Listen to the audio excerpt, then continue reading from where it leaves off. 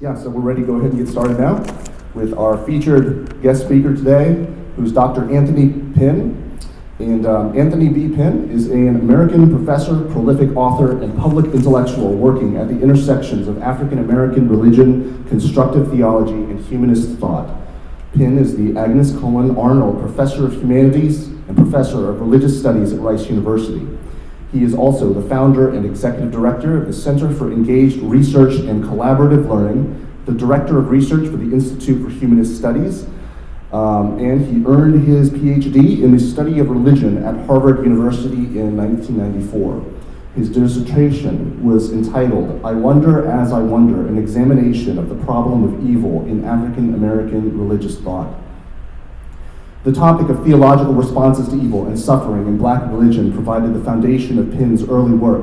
Today, Pinn's research interests span theory and method in the study of religion, Black religious aesthetics, religion and popular culture, and African American humanism. So please welcome our guest speaker today, Dr. Anthony Pinn.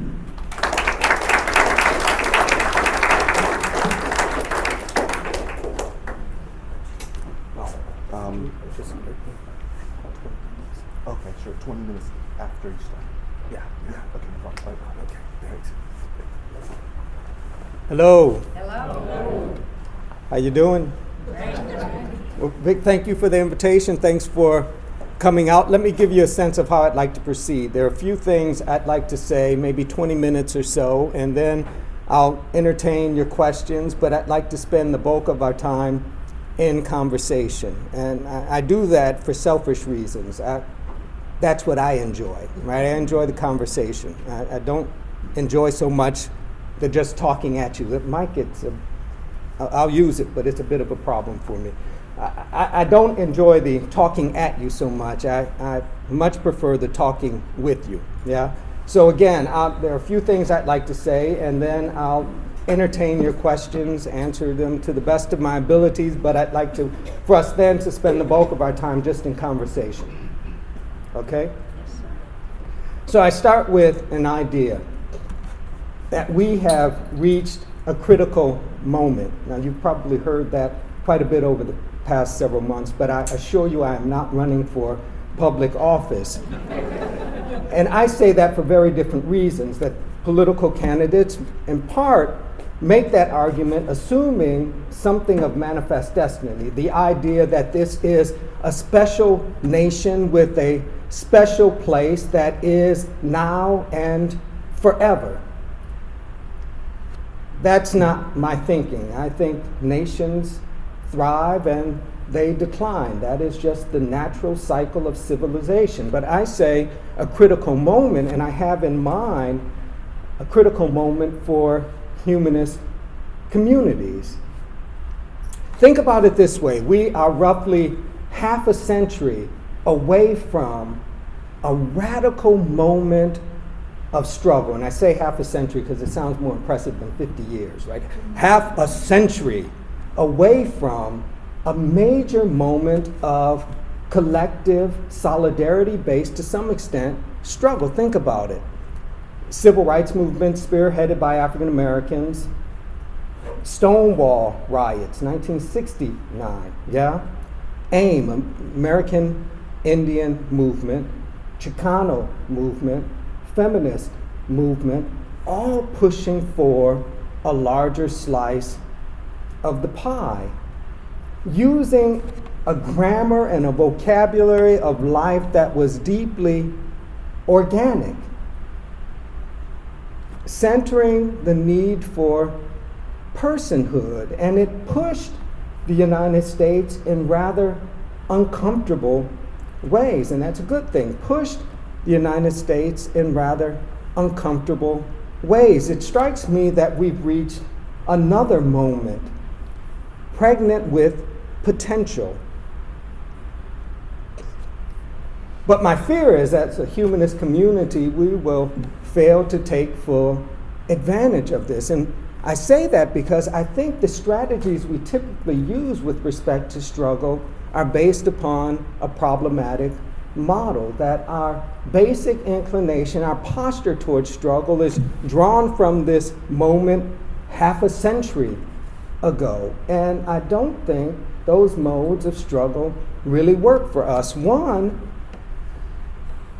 take the civil rights movement, for example. It's based upon a metaphysics. By that I mean a sense of what it means to be and what we can know that is grounded in assumptions concerning the supernatural. The arc of the moral universe is long and it bends towards justice. That's Martin Luther King Jr. And by that he means there's something beyond us that holds us in check and pushes us when we can't push ourselves. For him, there was something real out there. Now, his understanding of God was not his father's understanding of God, but for him, there was something real there.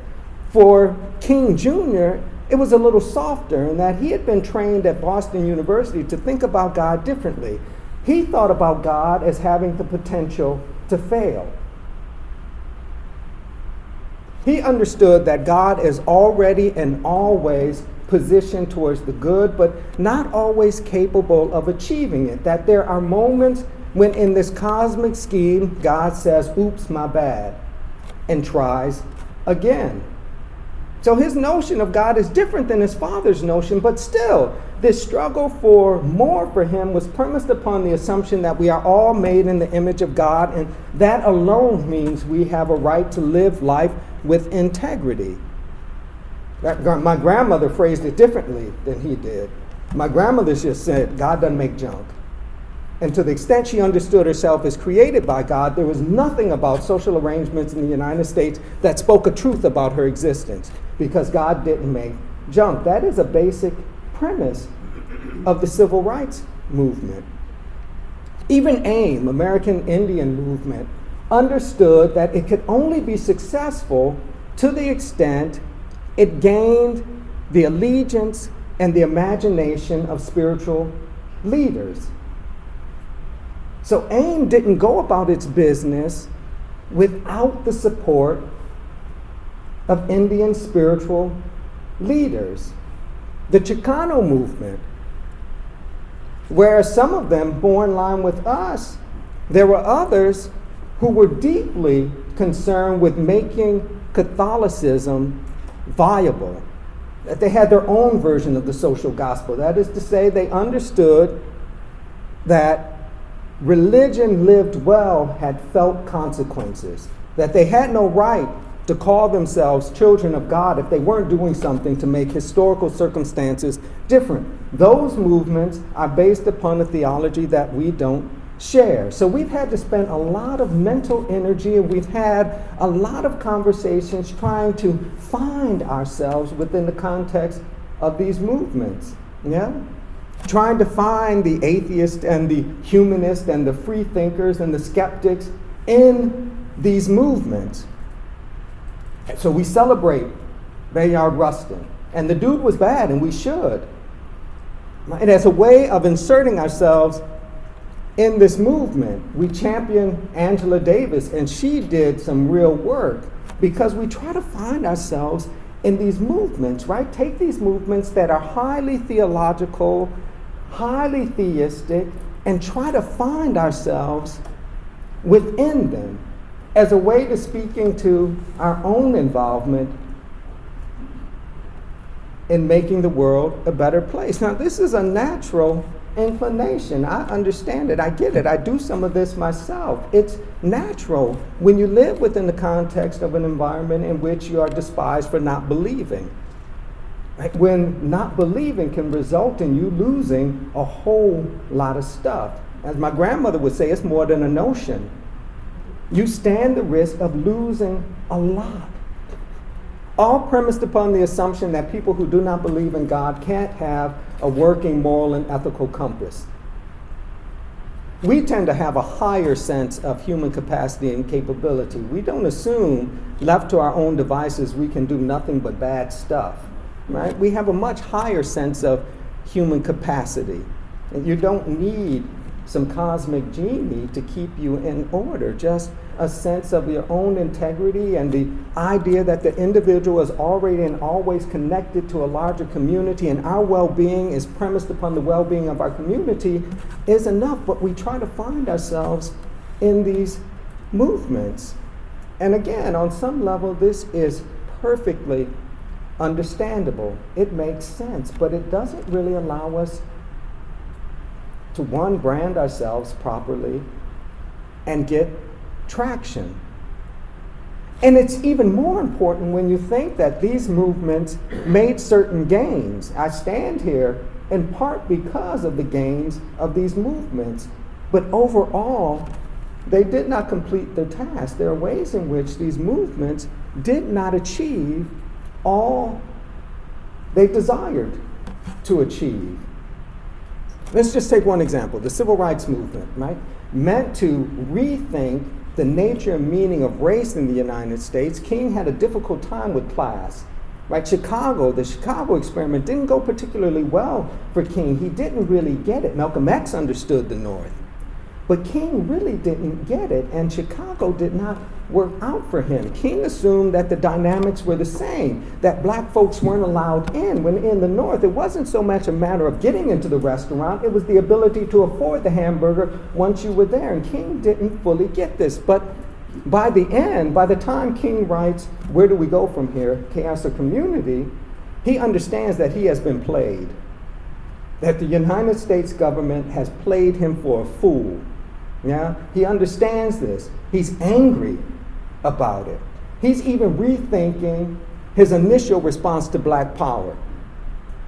King is pissed at this point, and understanding that you really can't do good work on race without doing good work on class.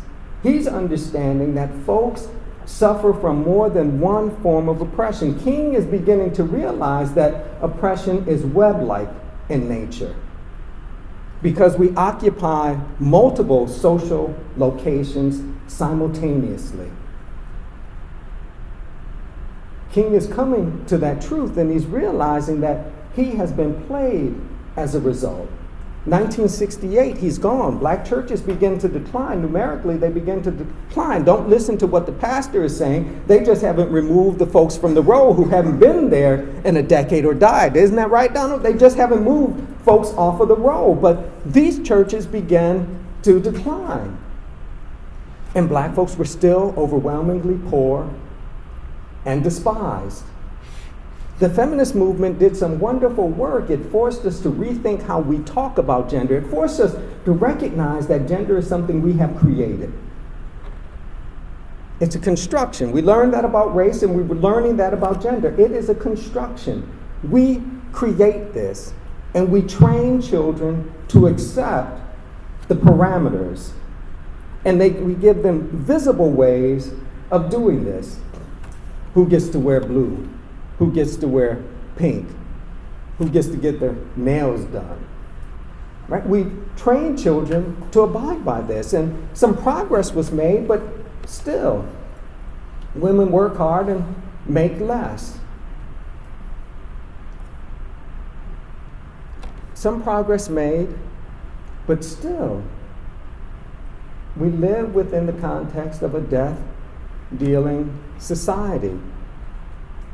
There have been new uprisings, yes? Think in terms of the Black Lives Matter movement, yeah?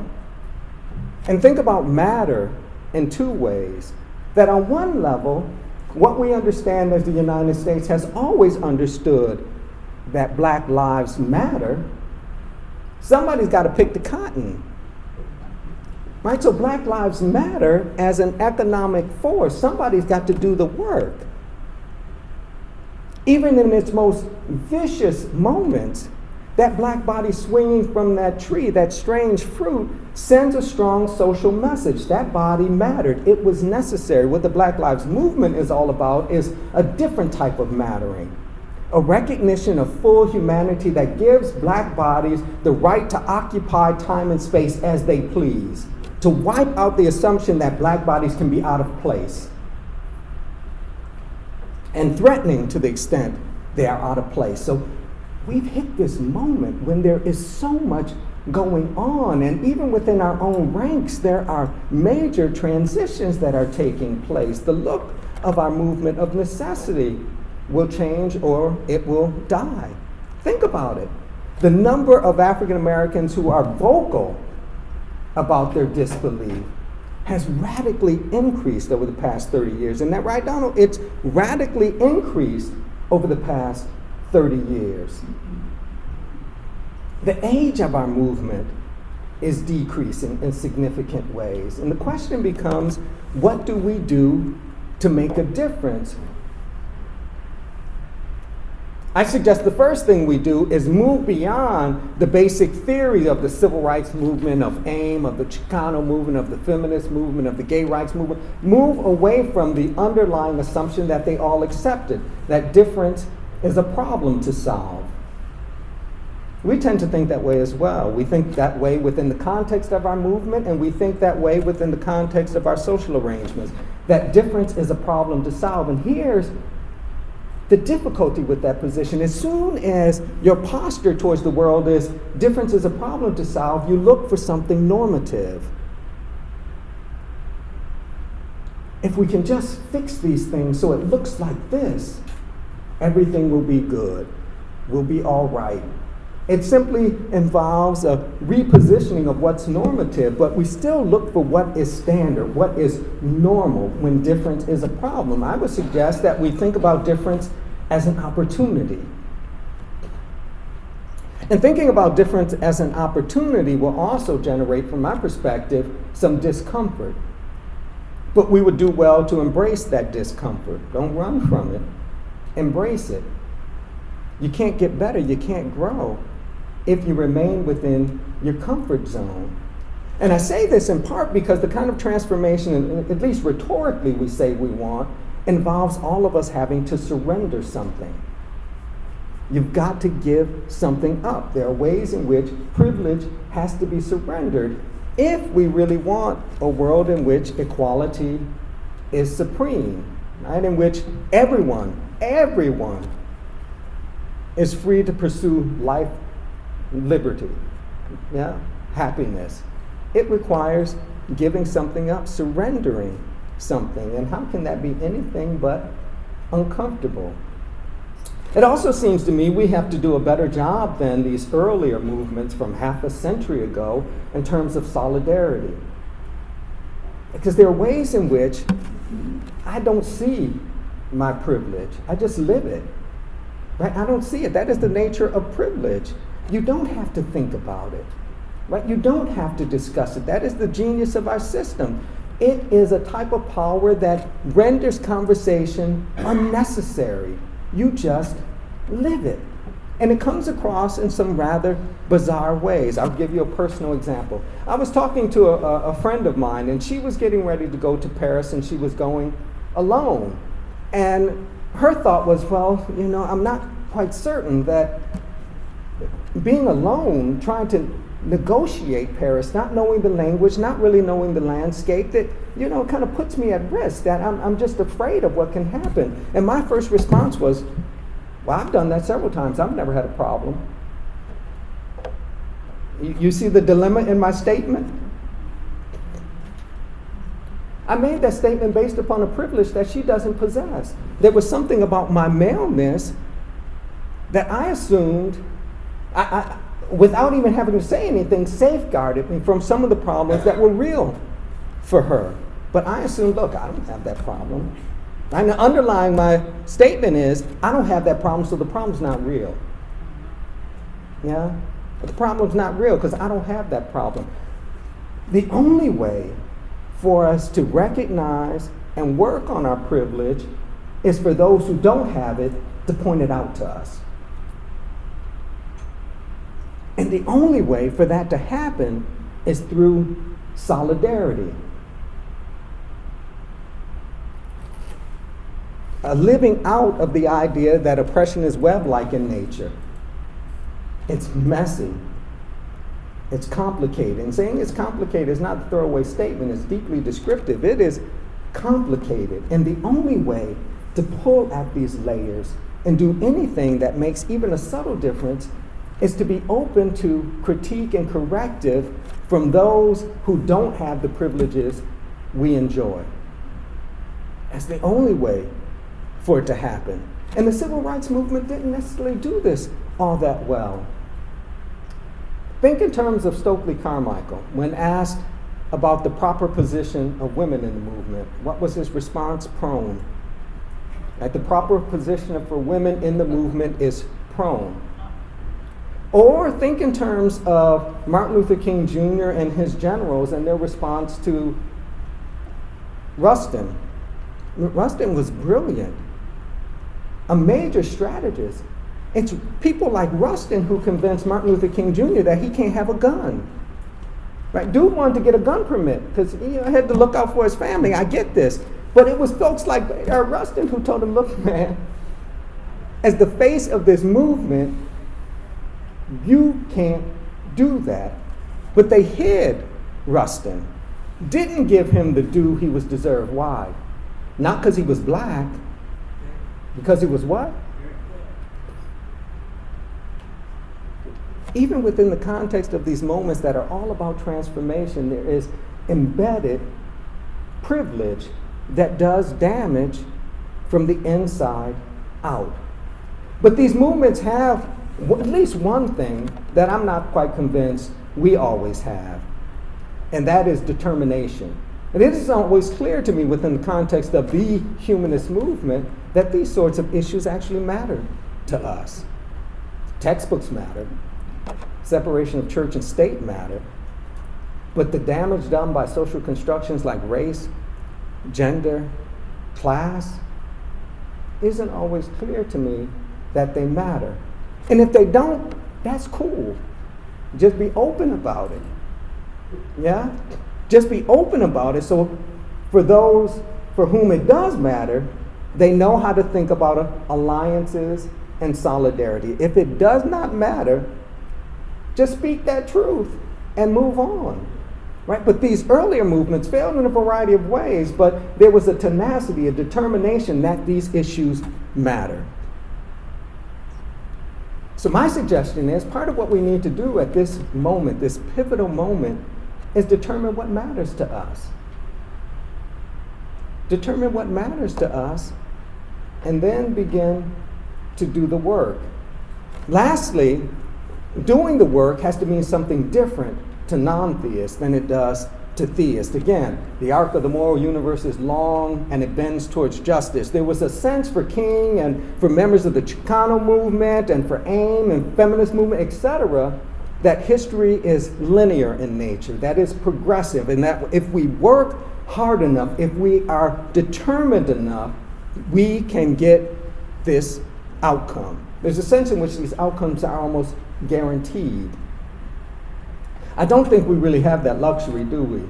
Because they, on some level, assumed cosmic assistance, that where our strength falters, there is something else that is about the business of righteousness, and it pushes this forward. So it seems to me we have to reevaluate success, and notions of success coming out of this great moment 50 years ago cannot be our measure of success. My assumption is this, that for humanists who are about the business of social transformation that includes issues of race, gender, class, sexuality, etc., ableism, etc., that we have to think more along the lines of perpetual rebellion, that this is already and always a struggle.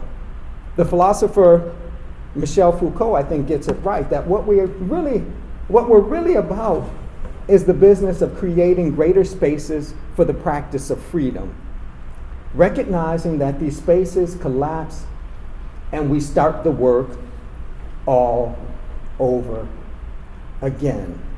As long as there are people, there'll be a need to entertain this struggle. Or you might think about it the way one of my favorite philosophers thought about this, Albert Camus. Right? He writes a short essay on the Greek figure Sisyphus. Are you familiar with this story? Right? Sisyphus runs into trouble. Right? The god Zeus and aren't very happy with Sisyphus. So Sisyphus is punished. And this punishment involves rolling this rock up this hill. And that's not so bad. It's what happens next. It comes what? Back down. And then Sisyphus back up again, and then back down, and this is forever. Now, this might be a depressing moment for some, right? And we might surrender to this absurdity, but my favorite philosopher says this is what we have to do.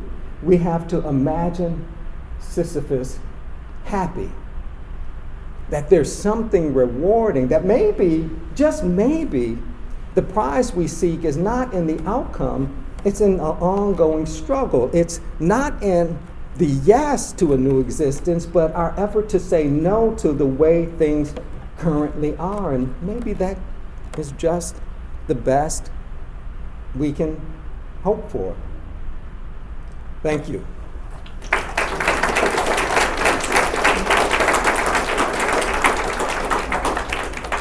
So if you have some questions, I'm game, and then we'll have a conversation. Ah, that was quick. Yep. When you state the necessity for solidarity, do you mean within humanist thought, or are you talking about solidarity of humanism with other organizations? Could you clarify? I mean both. I mean working notions of solidarity within the context of our movement, but I also mean solidarity beyond that, right? I mean our ability to recognize the need to partner with others. And here's the real catch, to partner with folks with whom we do not agree. So for example, I don't know, well, yeah, I do. I'm convinced that we cannot make the kind of progress we envision without partnering with progressive theists. I don't see how this happens.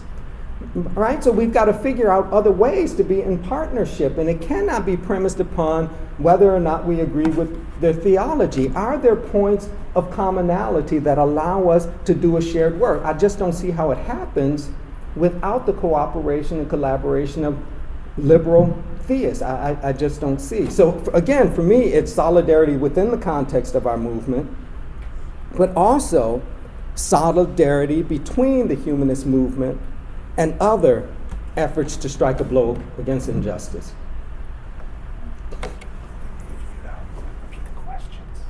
Oh, okay.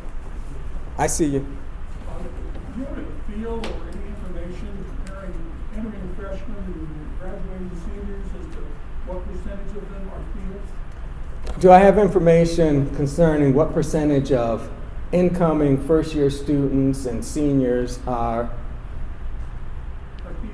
theists? I don't have a clue. I don't have a clue. All I can give you is kind of anecdotal information on this, right? So the Pew studies give us some sense of what's happening with millennials in rather general terms. But on my own campus, Rice, there seems to be an openness to belief or disbelief that I find particularly intriguing. The students, the undergraduates I'm encountering, aren't really concerned with how strong your theological beliefs are or aren't, much more concerned with what you do, right? So they're looking for consistency. That what you say and what you do line up. And if they see, again, I'm just talking about the Rice campus, if they see that these things don't line up, they'll rip you up. Right? They're looking for continuity. Now, one of the challenges, from my vantage point, again, thinking in terms of Rice, is they, on some level, have fallen for the okie doke. That is to say, they assume, too many of them assume, that we actually live within the context of a society in which race no longer matters. Right? Obama, race doesn't matter anymore, right? But they don't want to think about race. They don't want to be trapped within that category, but they don't want to necessarily do the hard work of struggling against notions of race and privilege. They just want to assume they don't exist anymore, that we've progressed beyond those notions. I saw your hand first, then we'll go over there. Okay, I'm talking to everybody in the room. I agree with you about the partnership with all communities. And I don't know if everybody's aware that in Houston we have the Center for the Healing of Racism, which is a wonderful course to take and to hear the pain of people who don't necessarily have the privilege of a lost woman. And there's also the Interfaith Ministries dinner dialogues. I went to one in the fall and I sat with a Jewish rabbi and other Jews and Methodists and Muslims. I identified myself as a non-theist and had a wonderful time. Felt very warm about those people. I felt so good that I'm posting one myself next week. So those are two things you could investigate to form the bridges between the different communities. One thing that's interesting to me in terms of solidarity is it seems to me that our fallback position is to look for the commonalities. And I think to some extent that's important, but I think the larger challenge is to determine how we work even in light of our differences, right? Because these differences are long going. Theology, for example, is a second order enterprise. That is to say, theology responds to circumstances. So theology mutates, it shifts, and it forms. To some extent, it's immune to reason and logic. It does its own thing. And the question becomes, how do we partner in light of our differences? For me, this is valuable. I also think in terms of race, we have to have a different type of conversation that doesn't allow whites to assume they are not part of that equation, right? That we are all race. The question is, to what extent that racing damages you? To what extent does it limit you? But we are all race. So if I were to say, people of color, raise your hand. If not everyone raises a hand, we have a problem, right? Because it assumes that whiteness is normative and it's everybody else who's been tagged. No, we are all raced. Yeah, we are all raced. This concept, this social construct, pulls all of us in. Again, the difference is what that construct does for you or doesn't do. There's a good exhibit at the Museum of Natural Science now about homegrown terrorism. And the Ku Klux Klan was a big part of that for many years. And they got away with lynching black people for many years also because a lot of the police were also members of the Klan. But the leader of the Klan once said that if God wanted us all to be equal, he would have made us all white men. That was their attitude. So, Yeah. I think the Klan's mostly gone now, but what is your take on the Ku Klux Klan? My take on the Ku Klux Klan. Let's go back to lynching, right? So lynching doesn't affect black bodies until we begin to raise the question of emancipation for enslaved Africans, right? It's not until that point where you have a noticeable number of black bodies being lynched. Prior to that, lynching didn't necessarily involve rope, yeah? But it was a way to impose law and order in locations where there wasn't formal mechanisms of law and order. And it impacted, most significantly, white people.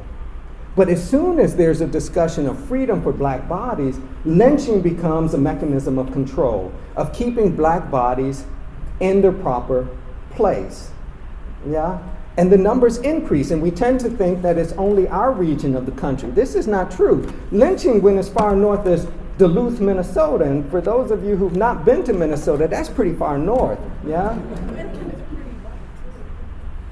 Yeah, Duluth is. Twin Cities, it's a little different, but Duluth, yeah. But lynching moves that far north, and it was a mechanism of control. There was a reason lynched bodies were left in the trees.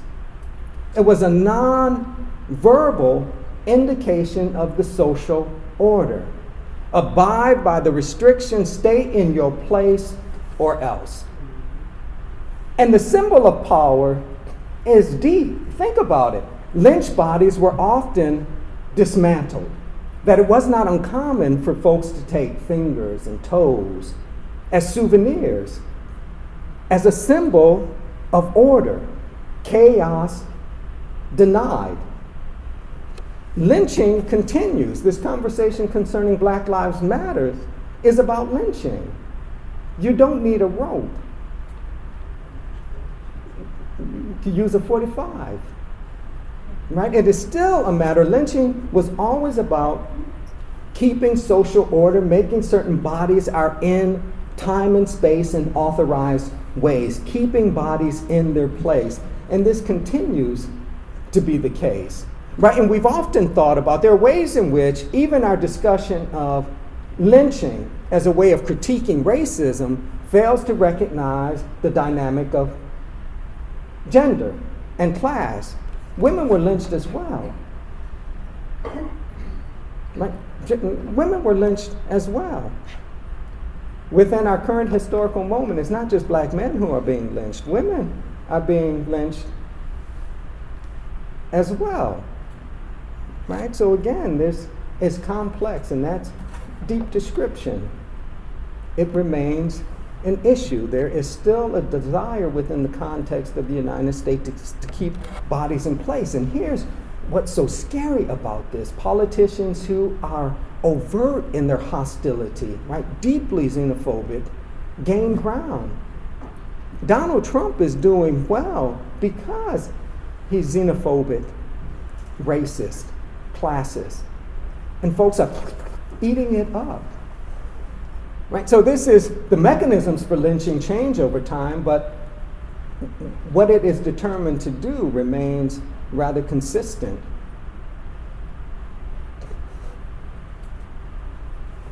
And let's go to the back, and then here. I see you.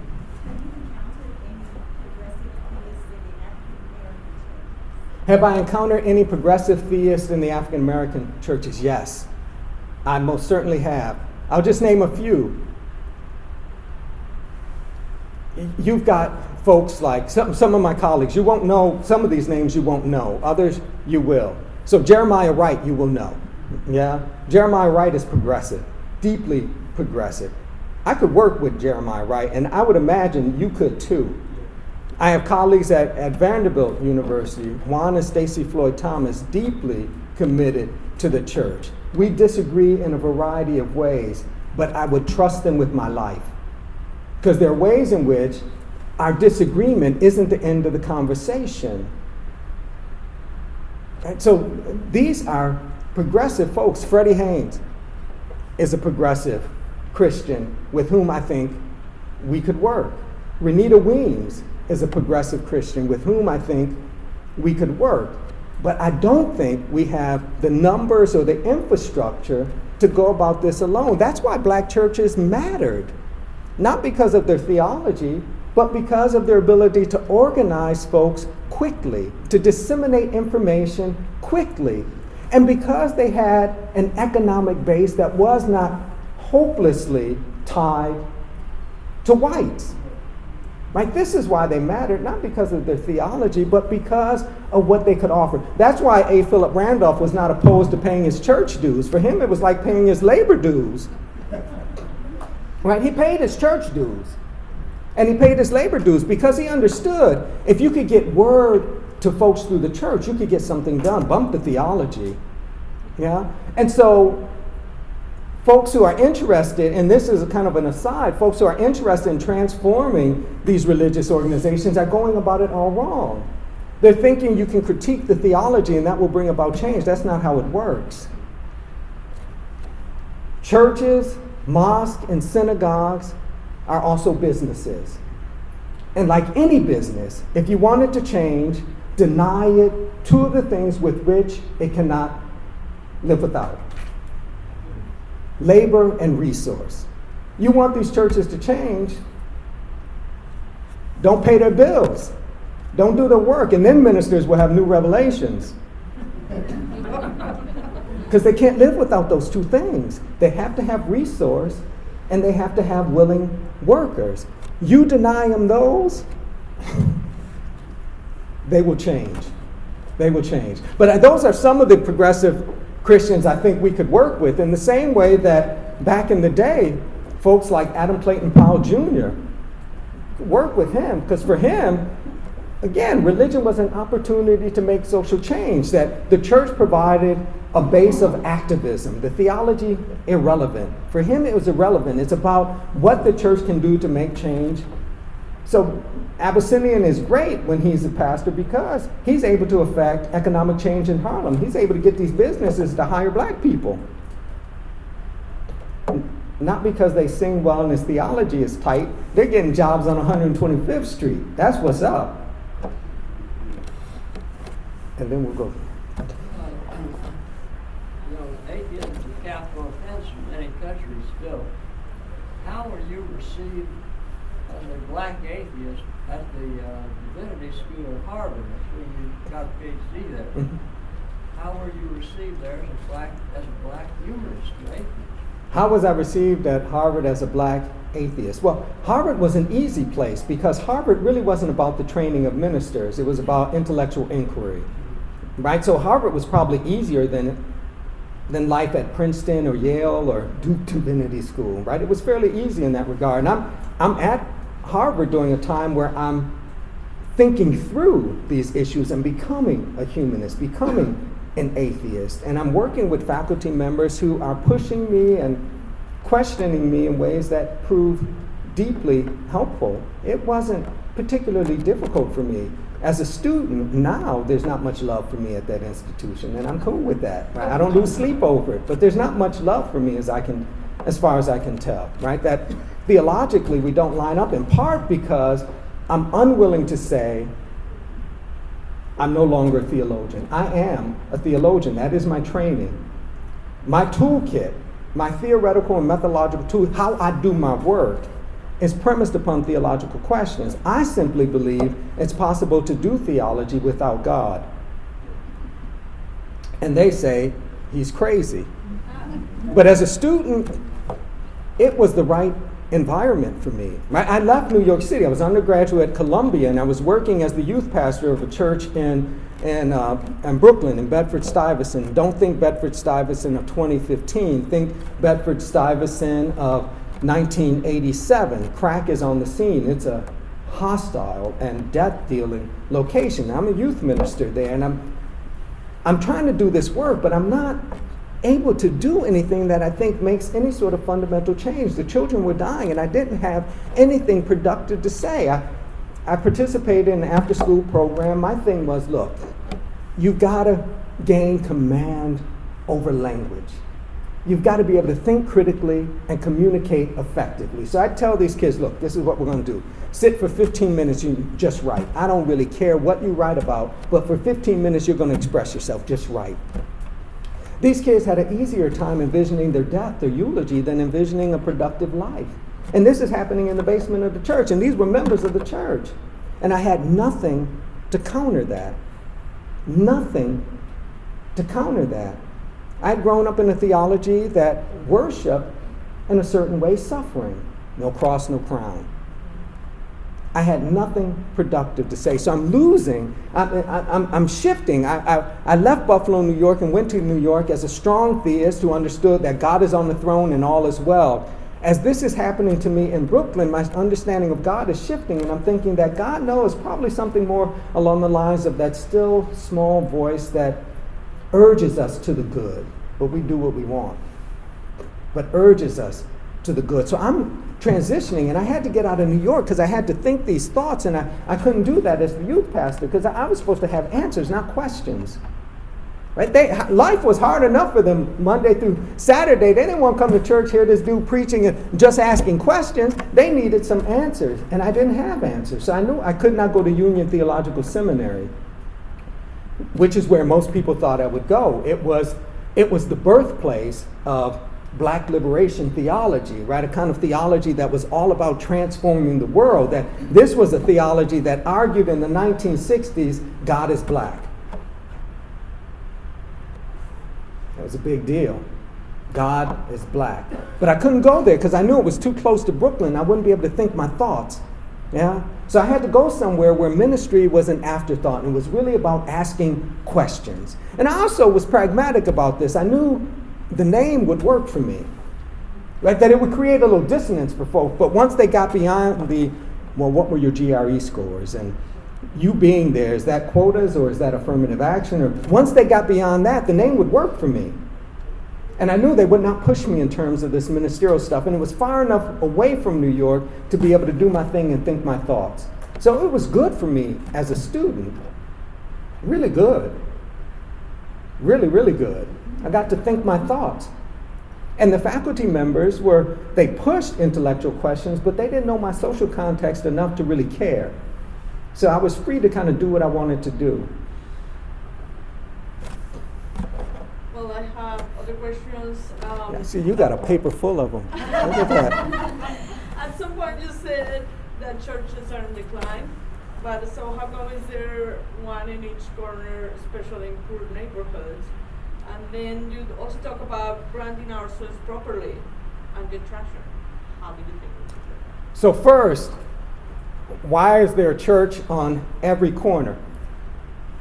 Christianity is in decline in the United States. There is no doubt about it, right? But we also have to understand why communities, not just black and brown folks, go to church. We assume wrongly that it's all about a spiritual experience. We have to recognize a couple of things. One, that these churches have a long history that is mixed. Some of this history is rather progressive.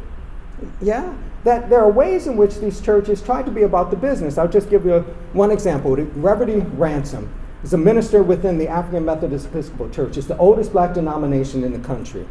And he bridges the 19th and the 20th century.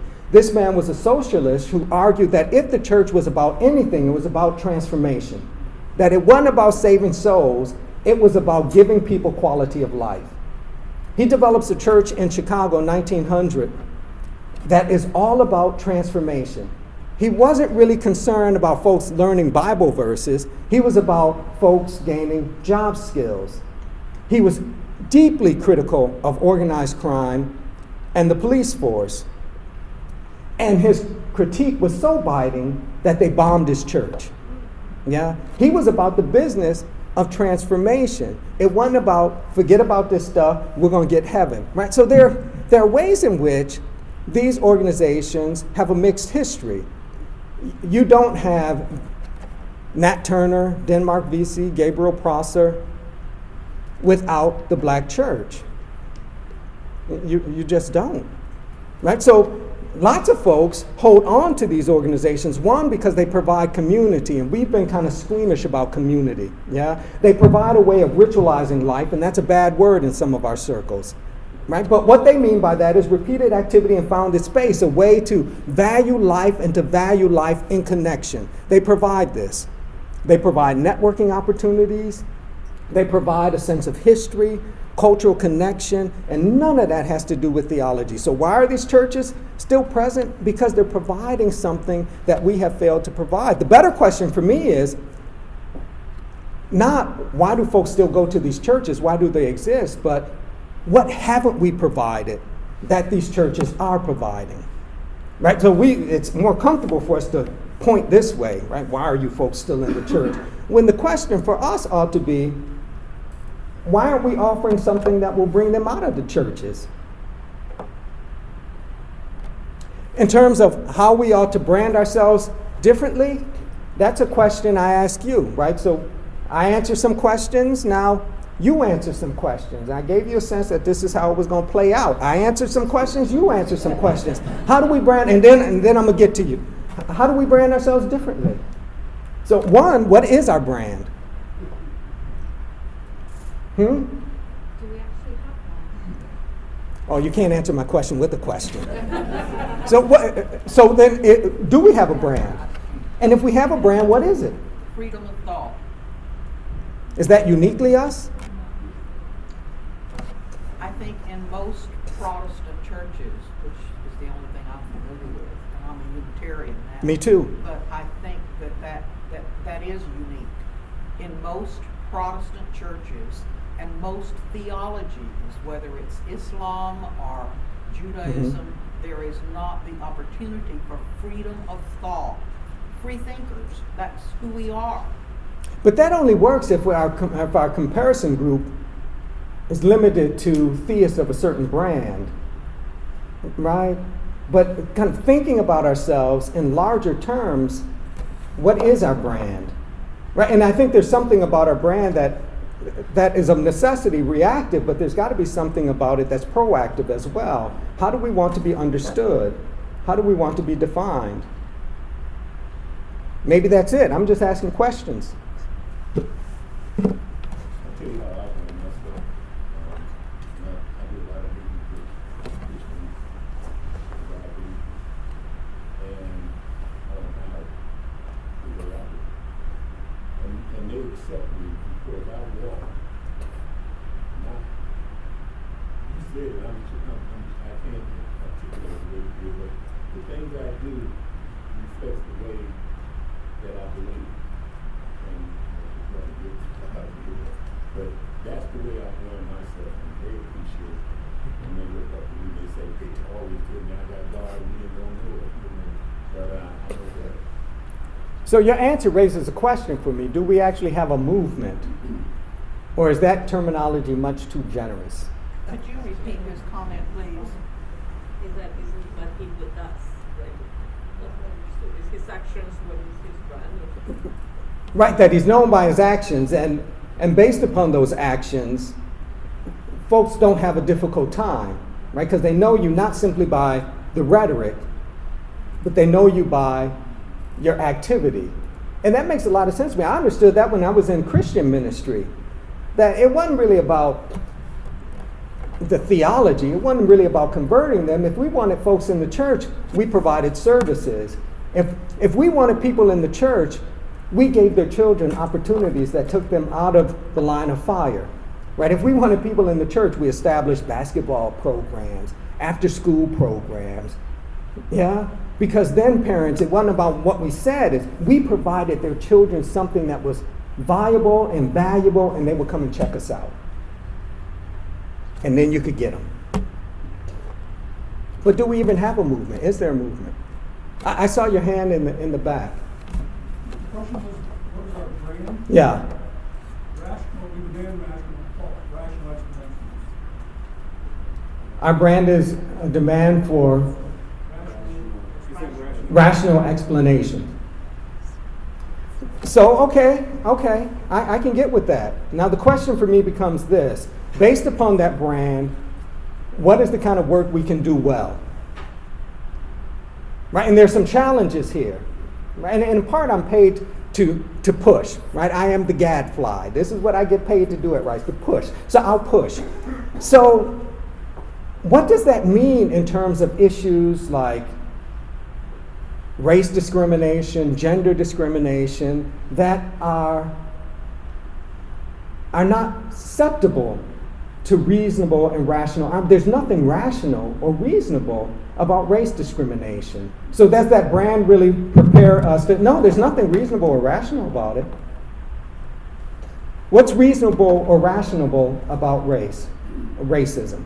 Help me, I don't, maybe there is and I've missed it, but I don't know what's reasonable or rational about racial discrimination. I just don't see it.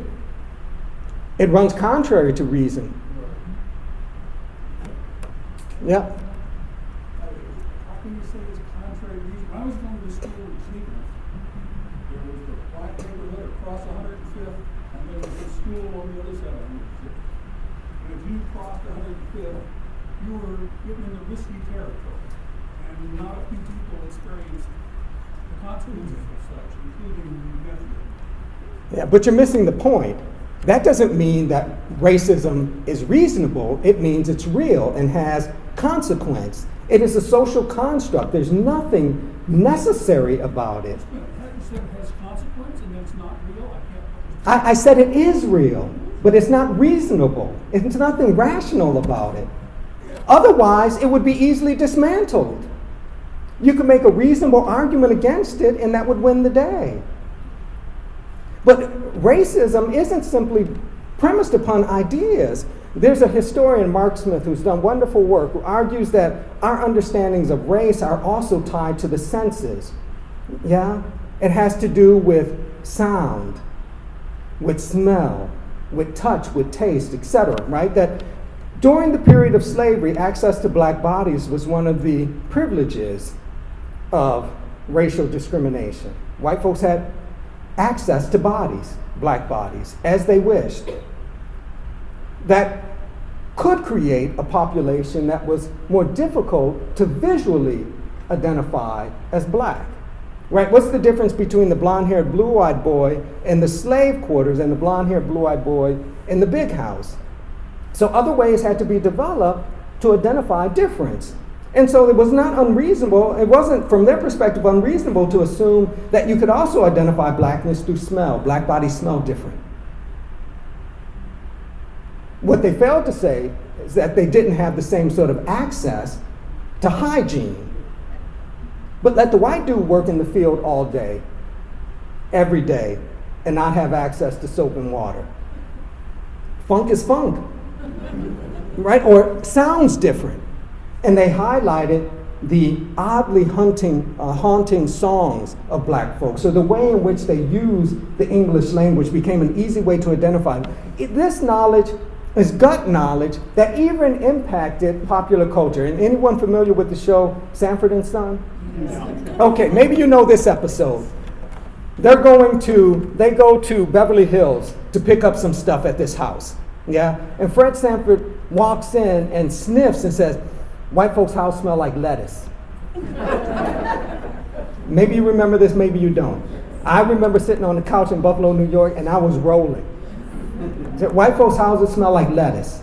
Right? That you could identify for him whiteness, not simply by sight, but by smell. Right? So again, I'm not arguing that racism isn't real. I'm a black man, I know it's real. But there's a difference between saying this social construct has felt consequences and saying it is premised upon reason and logic.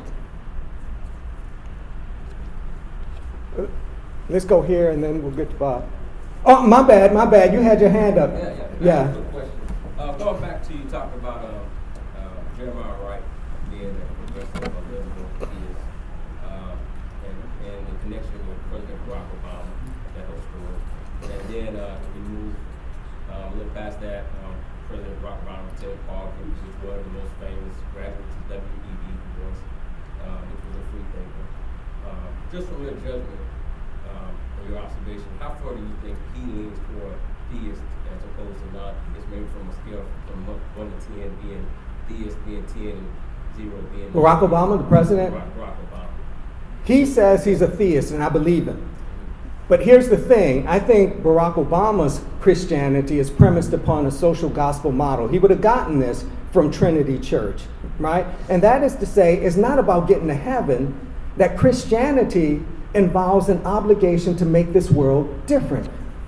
The social gospel develops in the 19th century initially as a way of addressing issues of class. And it wasn't about preaching differently, it was about interacting with folks differently, providing them with the stuff they needed to make their lives different. And it seems to me it's that brand of Christianity that matters to Barack Obama. It's not about the theology, it's about the ethics for him. So he would agree with us, deeds over creeds. Right? For him, it's not about how you understand the Trinity, it's about what that commitment urges you, demands that you do within the context of real world circumstances. But the president says he's a Christian. I believe him. One last question. You went into Harvard being a theist. Were you aware of W.E.B. Du Bois's history or anything that influenced you as you came out of Harvard? Du Bois was less of an influence. Of course, there are ways in which Du Bois has influenced us all, right? The problem of the 20th century is the problem of the color line. We have lived that out, and he told us that in 1903, right? So there are ways in which our understanding of race and racism is deeply indebted to Du Bois. So I got Du Bois, and I love the souls of black folk. But of much more immediate concern for me was Richard Wright. Right? The novelist Richard Wright asked me questions that I could not answer in an easy way. He made me uncomfortable. In part, he made me uncomfortable because of his comfort with his disbelief. Right? He didn't disbelieve in an apologetic way. And for me, this was hard. So I continue to read Richard Wright. And also keep in mind that, for most folks, W.E.B. Du Bois is a Christian, right? This is how they package him because he wrote about the church. And that his disbelief, his free thought, wasn't something that he would scream publicly, right? But he said, if you read Dusk of Dawn, he makes it fairly clear that his family wasn't all that deeply religious growing up. So, this church thing was not really huge for him. And he didn't grow up in Boston. He's outside, right? So it wasn't really big for him. So he didn't really have that kind of relationship to the church, and it certainly wasn't a black church. And he argues that by the time he got to Germany, it was over, right? That in Germany, this religion thing lost any appeal, right? Didn't matter to him at all. But people get confused because W.E.B. Du Bois was not a Christian, but he took seriously the study of the church, right? He understood it as a cultural force. He understood it as a cultural force that did not live up to its potential, but to the extent that he didn't vehemently critique black churches, didn't rip them apart, we assume he's one of them. I study churches. I think in my writings I take them seriously, right? This is why a lot of my colleagues, before they meet me, just assume dude is a Christian. I take them seriously because they have been a cultural force, and that I learned from Du Bois. That you can respect what you don't agree with, that you can handle it in ways that are meaningful without embracing it. And you get this from others. He's not alone. James Weldon Johnson, we know he wasn't a Christian. He says he lost any concern with God as a college student, but yet God's Trombones is hauntingly beautiful. He took seriously the black sermonic tradition, this style of delivery, of communicating ideas. He took this seriously, not because he believed, but because it was a cultural force to reckon with. Right? And the list goes on. We can't forget, we overlook folks like Lorraine Hansberry, and Lorraine Hansberry was tight. I mean, A Raisin in the Sun is brilliant. And she has Walter's sister say something that is just beautiful. Her mother's going on and on about God doing this and God doing that. And she says, she is tired of God getting credit for what people do. Put that on your reading list. The Raisin in the Sun is it. This is brilliant. So we'll go here, and then I think I saw a couple hands over there. So here and then there. It kind of evolved in time here. Richard Wright was the South Side. That's why he kind of called it yellow. He grew up in the South Side, Chicago.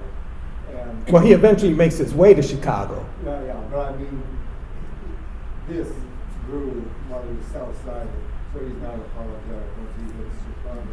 The other part, Barack Obama, struck me as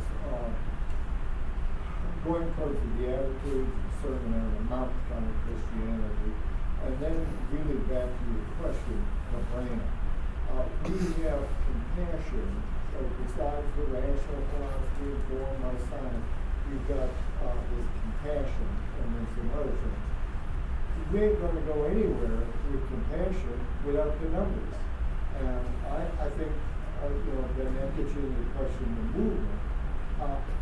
I think we've got a long way to go to have the impact of oral, whatever his name is up there, with the numbers they've got.